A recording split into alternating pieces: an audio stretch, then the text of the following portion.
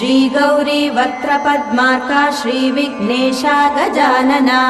उत्तिष्ठ सुरसम्पूज्या त्रैलोक्यं पालनं कुरु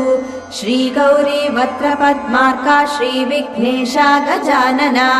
उत्तिष्ठ सुरसम्पूज्या त्रैलोक्यं पालनं कुरु उत्तिष्ठोत्तिष्ठ हेरम्बा उत्तिष्ठ गणनायका उत्तिष्ठ करुणापूर्णा भक्तानां भाग्यदायका उत्तिष्ठोत्तिष्ठ हेरम्बा उत्तिष्ठ गणनायका उत्तिष्ठ करुणापूर्णा भक्तानां भाग्यदायका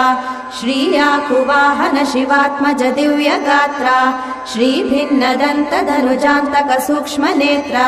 सर्वार्ति दुःखशमना फणिराजसूत्रा